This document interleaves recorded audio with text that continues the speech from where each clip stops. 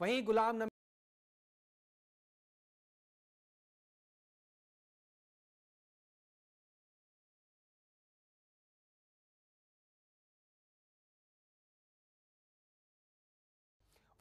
नबी आजाद अपनी पार्टी का ऐलान कर रहे हैं। चलिए आपको सीधा लिए चलते हैं और तस्वीरें दिखाते हैं। दिसंबर में इसका मतलब हुआ मस्टर्ड कलर का क्रिएटिविटी। क्रिएटिविटी का मतलब है एक नई चीज क्रिएट करने की, पैदा करने की, सोचने की क्षमता। इसका दूसरा मतलब ये है डाइवर्सिटी।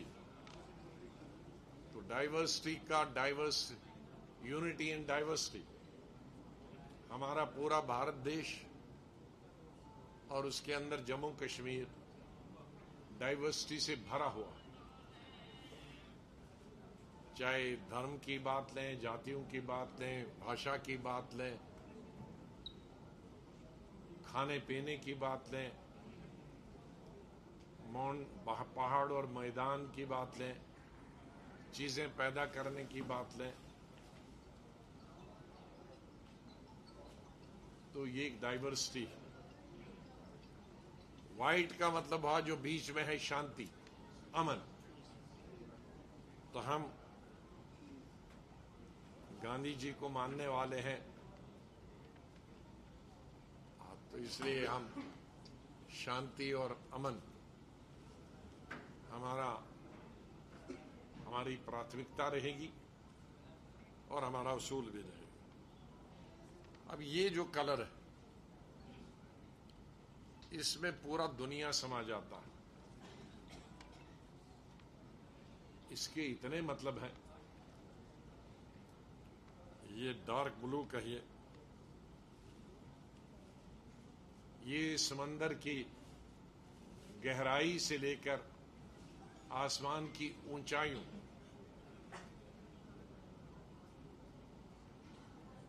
तक इसकी लिमिट। हमारे अंदर दिल में इतनी गहराई होनी चाहिए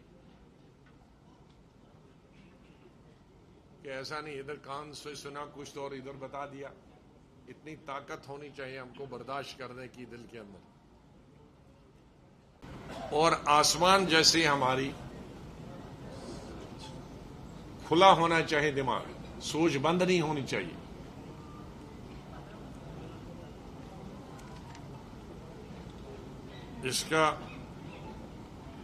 इसके साथ साथ जो दूसरे मतलब है, ओपन स्पेस, खुला जगह, फिर फ्रीडम, आजादी, सोचने की, बोलने की आजादी, इंट्यूशन, अंतर्ज्ञान, इंट्यूशन भी आनी चाहिए, फिर इमेजिनेशन, कल्पना, फिर इंस्पिरेशन होनी चाहिए। इंस्पिरेशन होनी चाहिए प्रेरणा। हमारे जो आइंदा आने वाले मेरी पार्टी में जो लोग होंगे वो इंस्पिरेशन बनने चाहिए, क्लीन होने चाहिए, साफ सुथरे होने चाहिए, राजनीति में सेवा की भावना से आने चाहिए, पैसे बनाने की भावना से नहीं आनी चाहिए,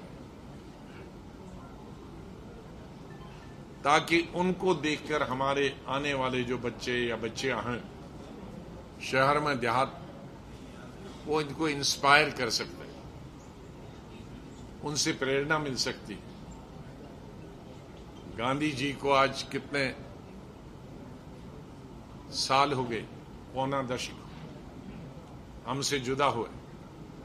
हम लोग उनकी शक्ल नहीं देखी, फोटो देखी, लेकिन उनके कार्य से, उनकी सोच से, उनकी विचारधारा से आज भी हम हिंदुस्तान में नहीं दुनिया के करोड़ों लोग उनसे प्रेरणा लेते हैं। मैं अपने साथियों से कहूंगा कि वो इस तरह से अपनी सोच और जिंदगी में ढालें अपने आप को कि आने वाली नस्लों के लिए प्रेरणा। फिर सेंसिटिविटी, हिसास, जज्बात, शीलता, ये होनी चाहिए। फिर ब्लू, गहराई होनी चाहिए, भरोसा होना चाहिए, लॉयल्टी एंड सिंसियरिटी होनी चाहिए, वफादारी होनी चाहिए। आज वफादारी जरा पॉलिटिक्स में कम हुई, शाख शाख पे कौन ज्यादा जंप लगा सकता। जिसकी कम रेस है तो वो एक एक पेड़ पे, जिसकी ज्यादा रेस है वो 3 पेड़ों को फलाद के जाता है। तो इसमें सिंसियरिटी को ज्यादा प्राथमिकता देंगे, समझदारी को प्राथमिकता देंगे, विजडम और कॉन्फिडेंस, एतबार को, स्टेबिलिटी, स्थिरता, ये तमाम चीजें होंगी। हमारी पार्टी में हमारी कोशिश रहेगी कि कम से कम 50% नौजवानों को और महिलाओं को टिकटें दी जाए।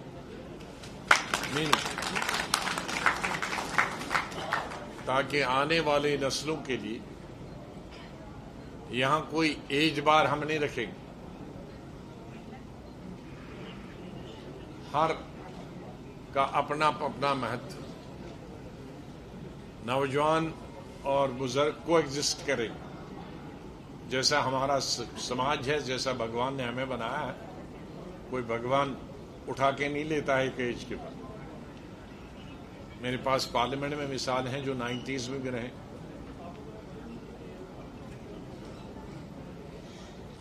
और एक्टिव पॉलिटिशियन रहे। तो इसलिए जब तक मेंटली, फिजिकली, लेकिन उसका यही मतलब नहीं कि हम नए को नहीं लाएं। नए भी 50% आने चाहें और वो सीखें, ट्रेनिंग करें।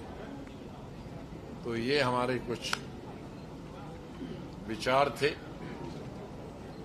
मैं आज रिक्वेस्ट करूंगा, क्वेश्चन अगर होगा तो मैं तो अभी यही हूं, कहीं जा नहीं रहा हूं। यहां से कश्मीर जा रहा हूं, फिर यहां आ रहा हूं, कहीं एक दिन महीने में 2-4 दिन मैक्सिमम, और दिल्ली गया तो गया, बाकी मैं स्टेट के अंदर हूं।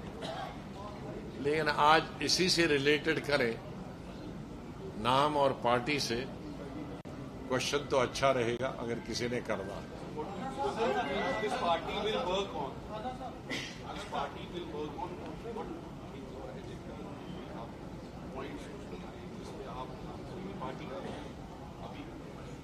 नहीं, सबसे प्राथमिकता हमारी ये पार्टी को रजिस्टर करना, लेकिन साथ साथ हम अपनी एक्टिविटीज जारी रखेंगे, क्योंकि इलेक्शन कभी भी हो सकता है। इसलिए हमें पार्टी क्या क्या एक्टिविटी करे ये तो मैं नहीं बता सकता। पार्टी एक्टिविटी तो ओपन में नहीं बताई जा सकती। वो जब हम एक्टिविटीज करेंगे तो आपसे तो आजकल खुर्दबीन लगी है, कोई भी छुप ही नहीं रही है। गांव में भी आपके चनज लगे हैं तो वो लगेगी, लेकिन उस पर खुलासा करना पब्लिकली ठीक नहीं है।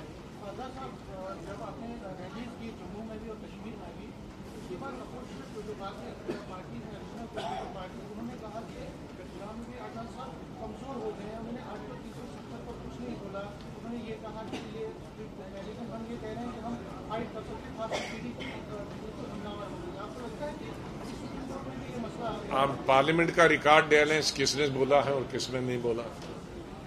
पार्लियामेंट का तो आप निकालिए ना। किसी का नाम से मैं ABC नहीं कहूँ, और उसमें निकालिए इन पार्लियामेंट। एक तो मेरा निकालोगे गुलाम नबी आजाद, तो उसमें सब दुनिया भर की चीजें। एक निकालोगे गुलाम नबी आजाद इन पार्लियामेंट, तो मेरी सब पार्लियामेंट। तो आप सबकी निकालो, आप विधानसभा की निकालो, आप स्टेटमेंट की निकालो। लेकिन मैं एक ही चीज को मैंने बताया कि मैं ऐसे जो इश्यूज होते हैं मैं उनको इलेक्शन के लिए नहीं इस्तेमाल करता। इलेक्शन के लिए हमारे सड़क बनाने का है, नौकरी देने का है, बेकारी हटाने का, महंगाई, ये इश्यूज करता हूं। मैं किसी को रोकता नहीं हूं इलेक्शन में क्या मुद्दे बनाए, क्योंकि मेरे पास बहुत सारी चीजें हैं, इसलिए मैं मुद्दा क्यों बनाऊं। जहां तक सुप्रीम कोर्ट ने सुनाई की 10 तारीख के बाद चीफ जस्टिस ने कहा, उसका स्वागत। और मैंने ये भी नहीं कहा था कि कभी हो नहीं सकता।